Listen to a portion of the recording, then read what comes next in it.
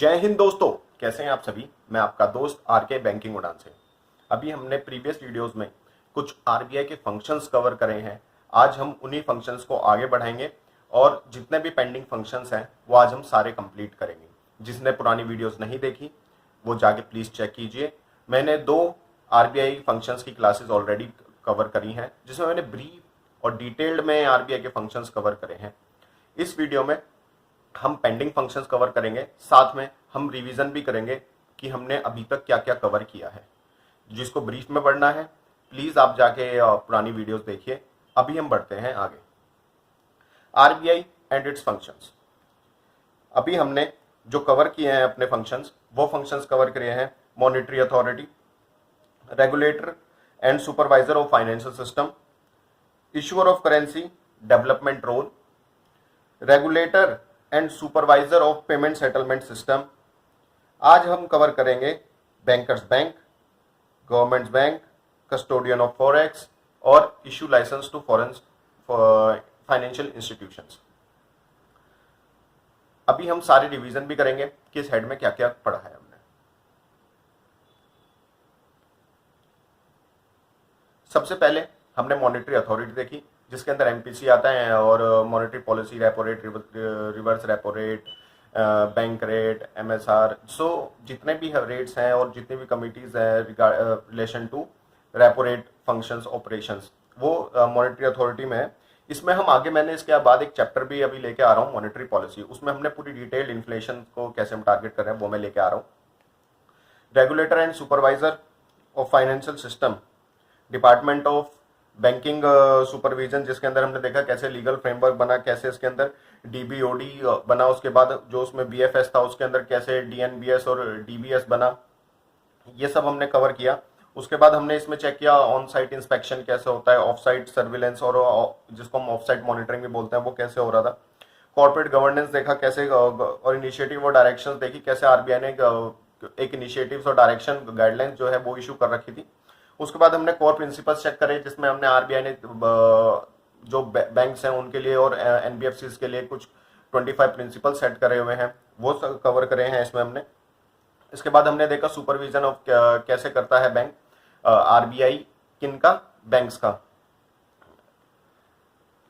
उसके बाद हमने इश्यूर ऑफ करेंसी कवर किया कि जो बैंक है आरबीआई है उसने कब से अपना फंक्शंस, जो उसका ट्रेडिशनल फंक्शंस में से एक है इश्यूर ऑफ करेंसी, वो 1934 में उसको जो राइट्स मिले थे करेंसी इशू करने के और प्रिंट करने के, वहां से वो अभी तक कैसे काम कर रहा है। उसके अंदर कौन सा डीसीएम करके डिपार्टमेंट है, डिपार्टमेंट ऑफ करेंसी मैनेजमेंट, वो क्या क्या फंक्शंस करता है। ये कुछ फंक्शंस है डीसीएम के। इसमें मैं एक छोटा सा करेक्शन करना चाहता हूं कि हमने पुरानी प्रीवियस वीडियोस में मैंने एक टाइपो एरर देखा, जिसमें एक पॉइंट है notes are signed by RBI governor. यहां पे मैंने मेंशन भी किया है notes are signed by RBI governor. मैं आपको बताता हूं,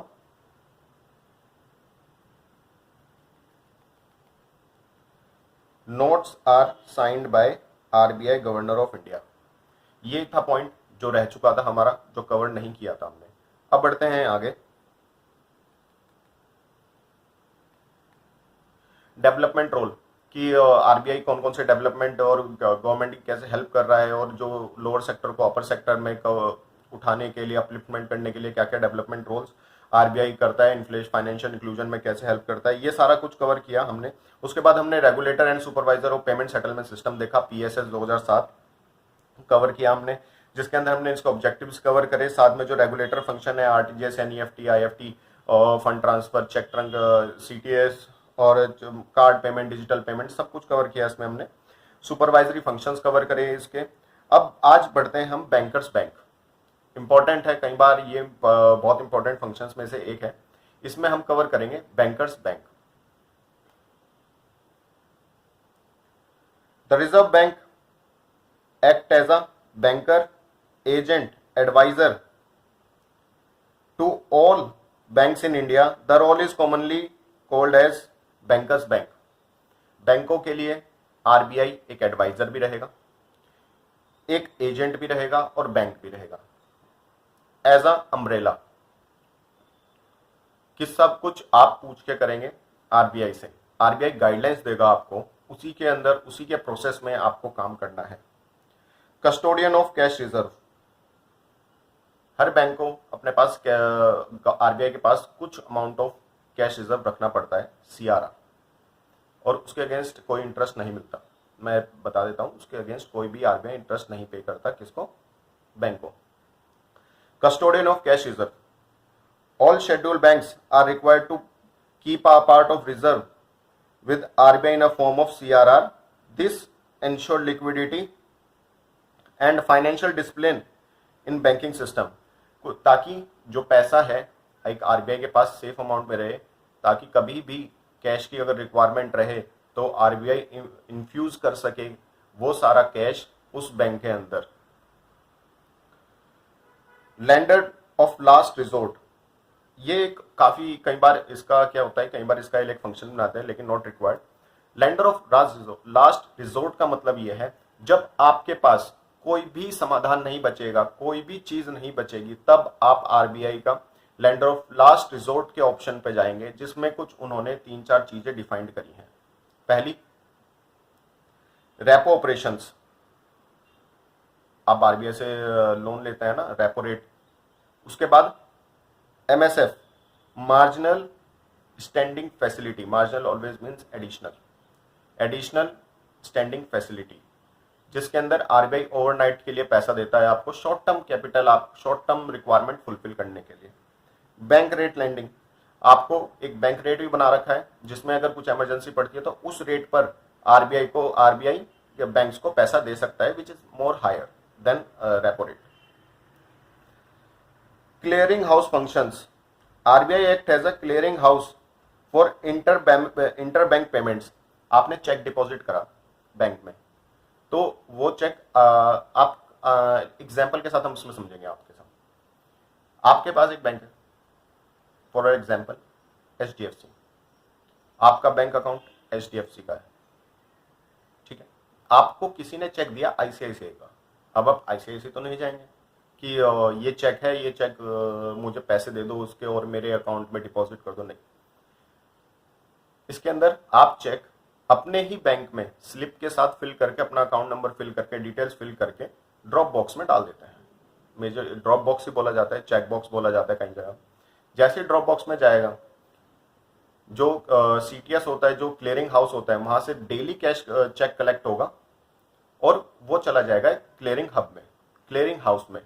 वहां जाके सॉर्टेड होता है सब, जो एक्सचेंज ऑफ फंड्स होता है वो होता है, सामने वाली पार्टी के अकाउंट से फंड डिडक्ट करके आपके अकाउंट में क्रेडिट किए जाते हैं और सामने वाली पार्टी के अकाउंट से डेबिट कर लिए जाते हैं। तो this is the process of clearing house. Settlement of cheque, electronic transfer, NEFT, RTGS happens through RBI accounts, reduce the need of physical cash movement. अगर आप एनईएफटी भी करते हैं, आरटीजीएस करते हैं, तो किसी एक पैनल के through, loop account, pool account के थ्रू ही होके जा रही है वो, तो वो भी ध्यान कौन रखेगा? आरबीआई। उसके लिए भी आरबीआई ने रूल्स हैं और उसके लिए भी आरबीआई का एक फंक्शन ये है। दूसरी चीज, इसका एक और, इसी चीज में एक और फंक्शन है, ताकि कैश का जो मूवमेंट है वो कम हो सके, for a safety purpose also and for the enhancement to use the digital technology also.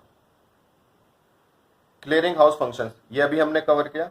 Controller of credit, RBI regulates flow of credit in the economy by repo rate, reverse repo rate, CRR, SLR, help control inflation and economic growth. Bankers bank बनने का एक और power मिलती है आपको, economy में भी जो इन्फ्लेशन है वो कंट्रोल करना होता है। आरबीआई का इन्फ्लेशन का टारगेट है और एक रेंज दी गई है, जिसको हम बोलते हैं 4 ± 2, 4 ± 2, जिसके अंदर आरबीआई एक रेंज मैनेज करता है 2% से 6%। ये जो रेंज है वो आरबीआई को अपने पास रखनी होती है, ताकि मार्केट में जो मनी सप्लाई है वो भी सही रहे, इन्फ्लेशन भी सही रहे, ना ज्यादा ऊपर हो ना ज्यादा कम हो, in terms to take care of the growth of economy. Economy को मद्देनजर रखते हुए ये सारे राइट्स और ये सारे डिसीजन आरबीआई लेता है। और इसके लिए जो टूल्स हैं, जो है एमपीसी में पढ़ेंगे, जो मॉनेटरी पॉलिसी में हम पढ़ेंगे एमपीसी कमेटी क्या क्या रेट डिसाइड करती है, और वो जो टूल्स के रेट हैं वो जो डिसाइड करते हैं वो कौन से हैं, repo rate, reverse repo rate, CRR, SLR, जो हम ब्रीफ में मॉनेटरी पॉलिसी क्लास में डिटेल में कवर करेंगे। अब बढ़ते हैं आगे। Custodian of statutory liquidity. RBI ensure bank maintain SLR and CRR as per law, protect depositor interest and maintain systematic stability. Custodian, जिसके पास ये सारी चीज डिपॉजिट होती है, जो रखवाला होता है, जिसके पास ये चीज डिपॉजिट करके अगर मेरे पास कोई चीज जमा हो रही है तो आई एम द कस्टोडियन। तो एसएलआर स्टैच्यूटरी लिक्विडिटी जो रहती है, दूसरा सीआरआर कैश रिजर्व, ये सारे जो डिपॉजिट है, रिजर्व्स है, ये आरबीआई के पास आपको रखने होते हैं एज पर द लॉ, जो भी डिसाइड होता है इतने परसेंट आपको रखना है in terms to take care of the money supply और growth and to take care of the inflation in a market. Bankers bank, commercial bank maintain their current account with RBI. RBI provide deposit facility, withdrawal facility, interbank settlement service.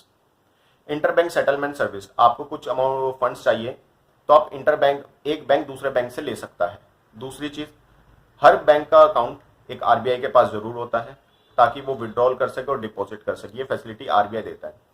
Plus कुछ bank to bank transaction रहती हैं settlement की, जो जैसे कि आप ले सकते हैं चेक की, तो वो इंटरबैंक ट्रांजैक्शंस कौन लेता है, आरबीआई, और यही इन्हीं के पूल अकाउंट से सब कुछ होता है। Advisory role, RBI guides bank on monetary policy, risk management, banking reforms and compliance. अभी हमने बताया था मॉनेटरी पॉलिसी, दूसरा चीज हम इसमें आया मॉनेटरी पॉलिसी के बाद रिस्क मैनेजमेंट। किस जो रिस्क एपेटाइट है, category A B C, low risk, high risk, medium risk, वो सारी गाइडलाइंस आरबीआई इशू करेगा और उनके गाइडेंस भी आरबीआई इशू करेगा। बैंकिंग रिफॉर्म्स एंड कंप्लायंस, जो भी कंप्लायंस को लेके कुछ भी अगर आपको देना है, बैंक को गाइड करना है कंप्लायंस में, या अब बैंक को रूल्स या कुछ नया रिफॉर्म आ रहा है, उस चीज के लिए गाइड कौन करेगा, आरबीआई। अब बढ़ते हैं आगे, गवर्नमेंट्स बैंक। अभी हमने बैंकर्स बैंक देख लिया, क्या सरकार का भी कोई बैंक है, सरकार के लिए तो कोई अलग से बैंक नहीं होगा, वहां पे आता है आरबीआई का रोल। RBI act as a government bank, जहां पे एक बैंकर्स बैंक तो है ही वो, लेकिन साथ ही में सरकार का भी खुद का एक पर्सनल बैंक है जो ट्रांजैक्शन हैंडल करता है, जो डिपॉजिट हैंडल करता है सरकार की। ठीक है, यहां से हम शुरू करेंगे government bank. RBI act as a government bank. The Reserve Bank of India act as a banker, agent and financial advisor to the government of India. State governments is role known as government's bank functions. RBI एक adviser की तरह काम भी करेगा, एक bank की तरह भी काम करेगा। किस किस के लिए, गवर्नमेंट ऑफ इंडिया के लिए और स्टेट गवर्नमेंट्स के लिए, ताकि वो इंश्योर कर सके जो फंक्शंस हैं जो बैंक गवर्नमेंट्स ने असाइन करे हैं उसको functions, to take care as a government bank, वो फुलफिल कर सके। Banking transaction of government, RBI maintains account of central and state government, receive and make payment on behalf of government. RBI जो है जितनी भी हमारे स्टेट गवर्नमेंट्स हैं उनके account plus government of India के अकाउंट्स भी अपने पास रखता है, ताकि जो इंटर अकाउंट सेटलमेंट है, कुछ गवर्नमेंट ऑफ इंडिया के अकाउंट से फंड्स जाने हैं स्टेट गवर्नमेंट के अकाउंट में, तो वो भी सेटल डाउन कर सके। कुछ कोई स्कीम्स के अंडर पैसा जाना है, वो भी स्टेट गवर्नमेंट के पास जाना है, तो डायरेक्ट कहां से करेंगे, चैनलाइज होगा आरबीआई से। Receive and makes payment on behalf of government, government of India बोलेगी कि इस स्टेट को इतना पैसा देना है, इस अकाउंट में इतना पैसा डिपॉजिट करना है, इस अकाउंट में इतना फंड ट्रांसफर करना है, ये सारा कौन करेगा, गवर्नमेंट ऑफ इंडिया के बिहाफ में RBI.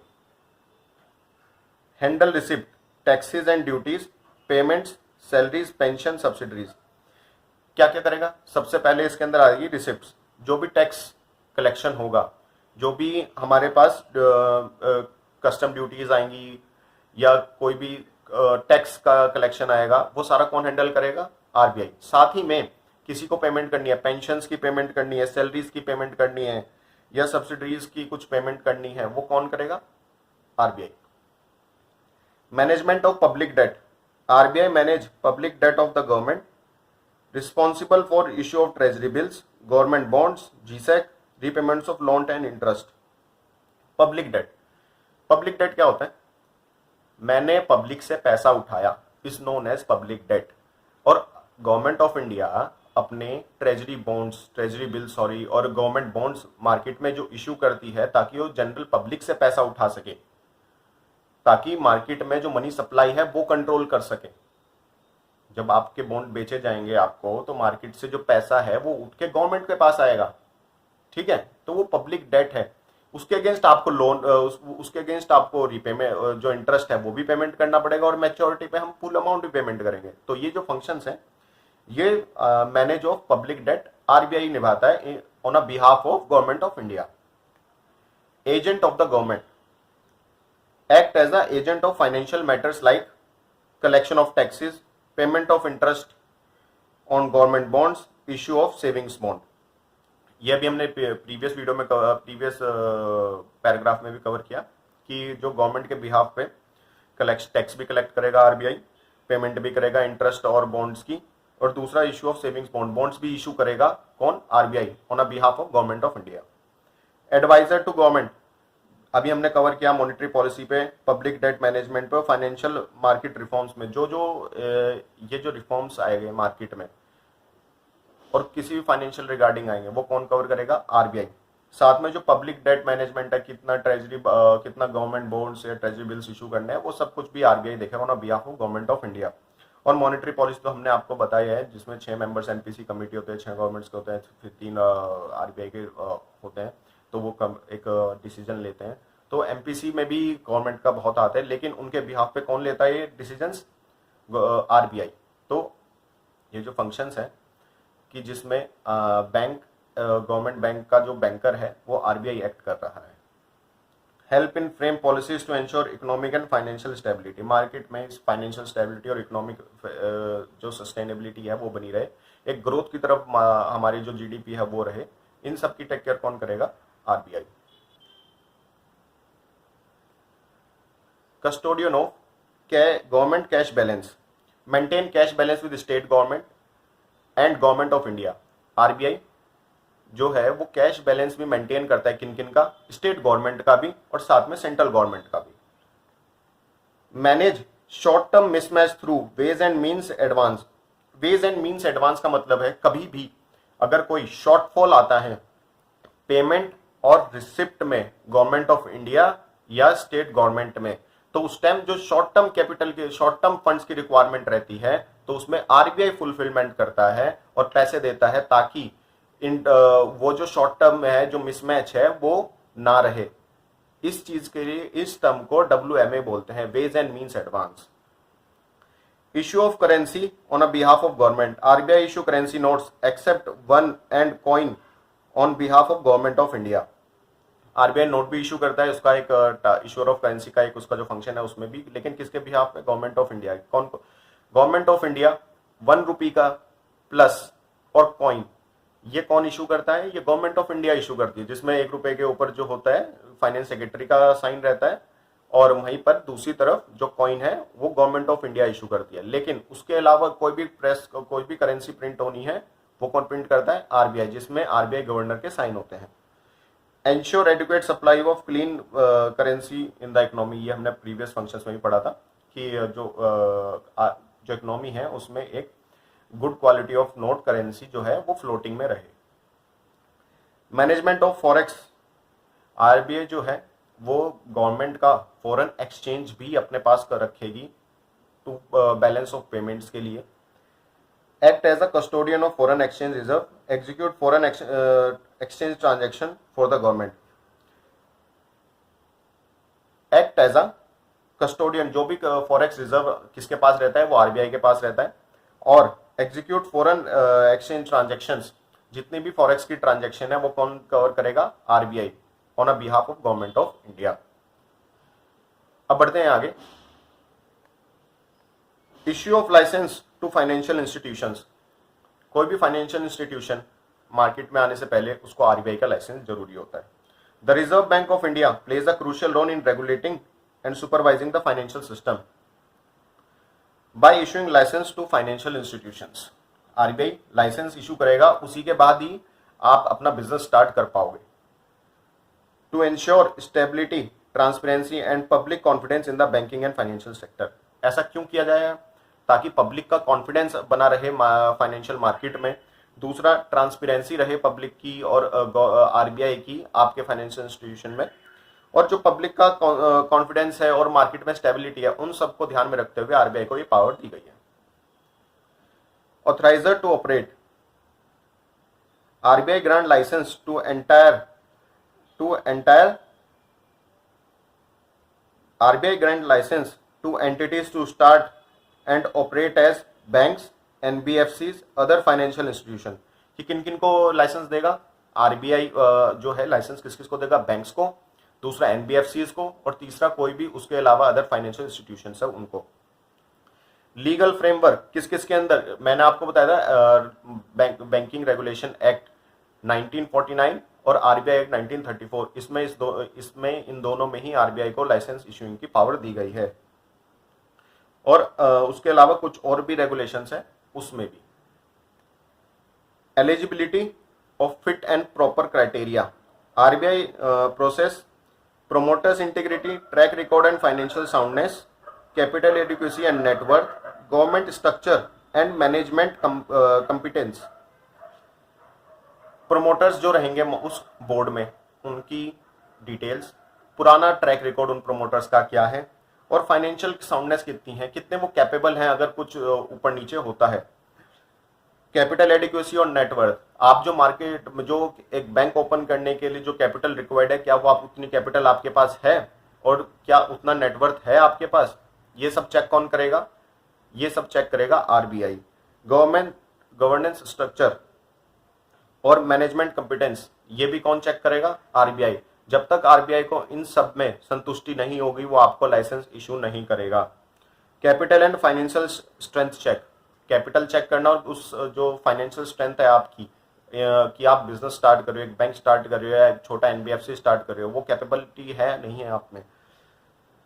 Ensure minimum capital requirement to meet the safeguard depositors and customer interest, कि जो मिनिमम कैपिटल रिक्वायर्ड रहती है क्या उतनी है आपके पास एक बैंक स्टार्ट करने में, एक एनबीएफसी स्टार्ट करने में या एक फाइनेंशियल इंस्टीट्यूशन स्टार्ट करने में। Business plan evaluation, viability and sustainability in business model, financial inclusion goals, risk management and compliance network और framework। जो भी compliance का framework है, क्या उसके regulations आपको follow करने पड़ेंगे। साथ में जो फाइनेंशियल इंक्लूजन का गोल है आरबीआई का, वो आपको पूरा करना है। As a work as a development भी आपको काम करना पड़ेगा। कुछ स्कीम्स जो है गवर्नमेंट की वो भी प्रमोट करनी पड़ेगी, आरबीआई कुछ स्कीम्स है वो भी प्रमोट करनी पड़ेगी। साथ में एक जो मॉडल है, एक वाइबल मॉडल होना चाहिए, एक सस्टेनेबल मॉडल होना चाहिए। सस्टेनेबल मींस लॉन्ग टर्म चलने वाला एक मॉडल आपका बिजनेस का होना चाहिए। Regulator and prudential compliance, RBI is granted only if the institution agrees to comply with prudential norms, KYC ML norms and reporting and supervisory requirements। ये जो norms है, प्रूडेंशियल नॉर्म्स, केवाईसी नॉर्म्स, ये आपको follow करने होते हैं। RBI अगर आप इस चीज में लाइबल होते हैं, वाइबल है इन चीजों को फॉलो करने के लिए, तो ही आपको एक लाइसेंस इशू करता है। Condition and phase licensing, RBI में issue in principle approval and final licence after meeting all stipulated conditions. In principle approval, आपने कई आज के टाइम में करंट स्टेज में हमारे कुछ जो स्मॉल फाइनेंस बैंक हैं उनको इन प्रिंसिपल अप्रूवल मिला है बैंक बनने के लिए।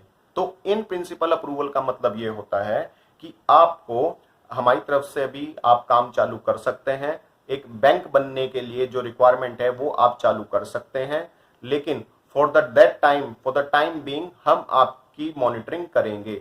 इस चीज के लिए ही आरबीआई ने इन प्रिंसिपल अप्रूवल बनाते हैं। इन प्रिंसिपल अप्रूवल बनने के बाद कुछ टाइम के बाद जब आरबीआई आपकी फुल स्टडी खत्म करता है, उसके बाद आपको प्रिंसिपल अप्रूवल यानी कि जो लाइसेंस है उसका अप्रूवल मिल जाता है।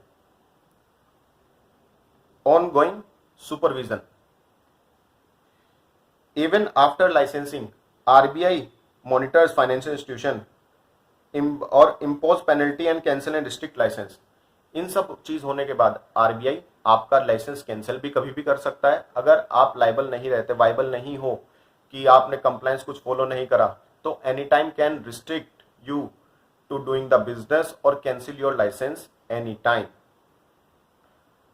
तो हमने कवर करा है, आज हमने अपने जितने भी जो फंक्शंस थे वो सारे कवर अप कर लिए हैं, पूरे डिटेल्ड में, पूरे ब्रीफ में कवर कर लिए हैं। मुझे नहीं लगता इसके बाहर से कोई भी फंक्शंस हैं जो हमने कवर नहीं करे, सारे फंक्शंस हमने कवर कर लिए हैं। आपने पुरानी वीडियोस नहीं देखी फंक्शंस की तो जाके चेक कीजिए। अब नेक्स्ट वीडियो में हम कोशिश करेंगे मॉनेटरी पॉलिसी कवर करने की, जिसमें हम ब्रीफ में और डिटेल्ड में मॉनेटरी पॉलिसी कवर करेंगे। तो पढ़ते रहो, देखते रहो। जय हिंद, जय भारत।